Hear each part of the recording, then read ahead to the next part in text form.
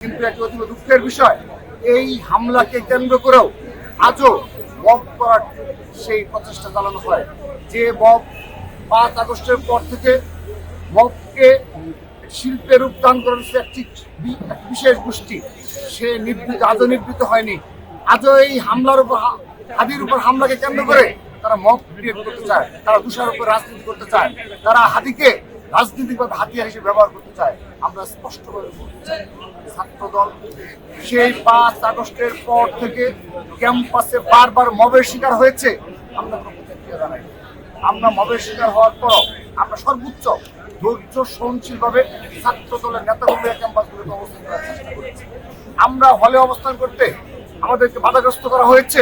আমাদের হল কমিটি দেওয়ার পর কিভাবে একটা মব ক্রিয়েট করা হয়েছে, বলা হয়েছে লেজুর ভিত্তিক ছাত্র রাজনীতি কিংবা ক্যাম্পাসে ছাত্রদের থাকা পাবে না বলে বাংলাদেশের সকল ক্যাম্পাসে মব ক্রিয়েট করার একটা প্রচেষ্টা চালানো হয়েছে। এর নেপথ্যে কারা রয়েছে? ছাত্র সমাজ অবগত রয়েছে, আমরা অবগত রয়েছি, কিন্তু তার বিরুদ্ধে আজকের দিন পর্যন্ত ছাত্রদল প্রতিক্রিয়া দেখায়নি।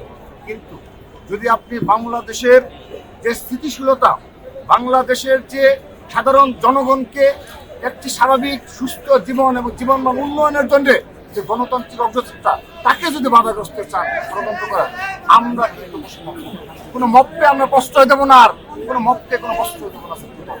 আমরা সতর্ক করছি, দয়া করে সহনশীল আচরণ করতে শিখুন। ষড়যন্ত্রে লিপ্ত হয়ে খুনি হাসিনা যে তার যে ধরনের প্রত্যাশা, সে ধরনের প্রত্যাশার পক্ষে আপনারা কাজ করবেন না।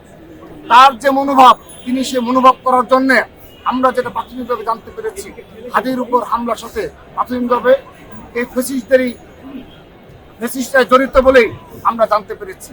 সেহেতু আমরা সতর্ক করছি, আবার দয়া করে এই ফেসিস্টদের সহযোগী হিসাবে কোনো ভূমিকা পালন করবেন না। কেউ কোনো গোষ্ঠী যেন আর এই কখনো মবতন্ত্র কায়েম করে কাউকে রাজনৈতিকভাবে হাতে এসে ব্যবহার করার প্রচেষ্টা সেটা থেকে নিবৃত হবে, সেই প্রত্যাশা রাখছি।